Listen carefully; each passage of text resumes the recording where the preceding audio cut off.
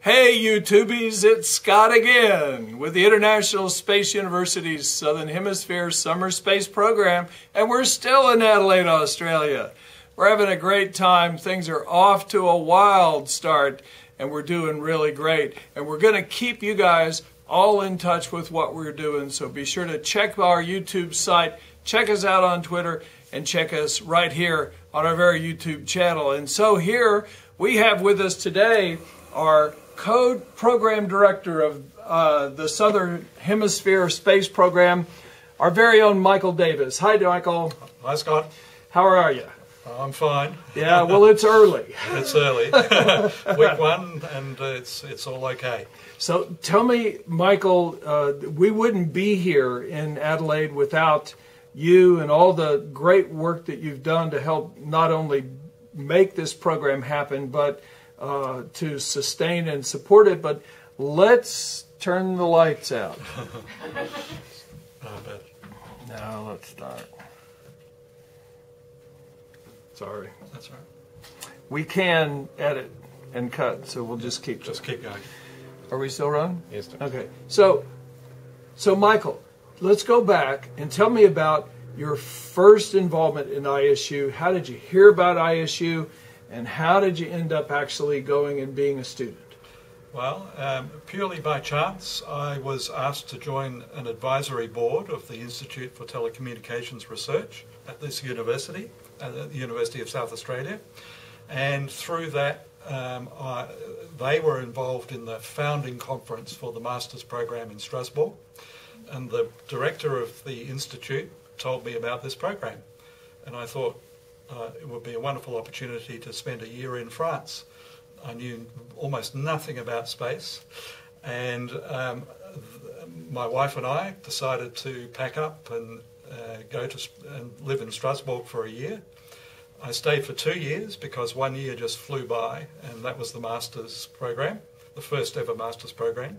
And I was the first ever student to arrive at the first ever master's program in Strasbourg. And I spent another year working for ISU, travelling around the world doing marketing, business development. Then I came back to Adelaide and thought, well, now I have to try and apply all this new knowledge that I had about space.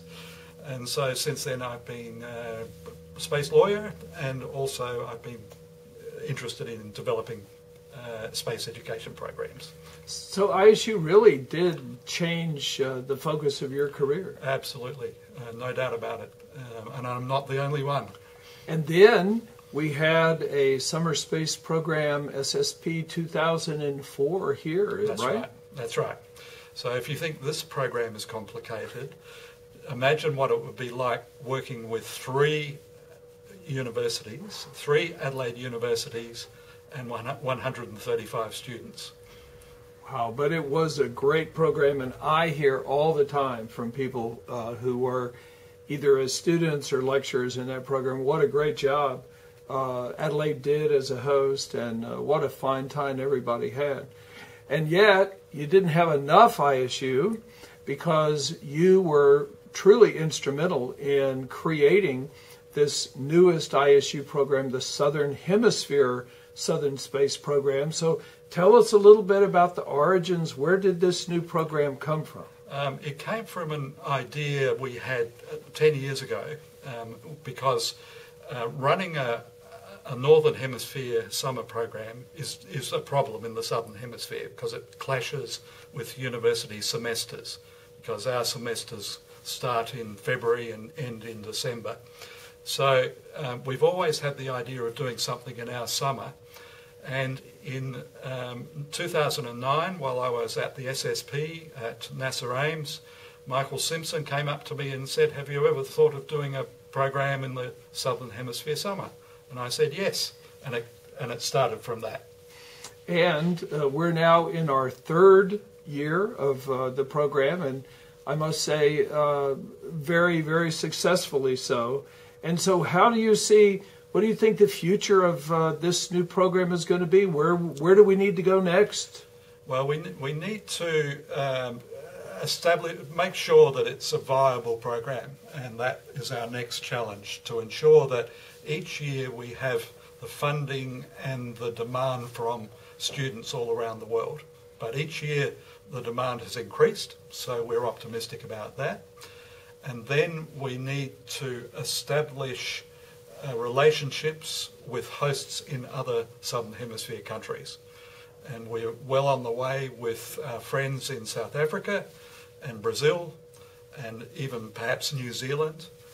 But there are many other countries that we can consider going to. But that's longer term.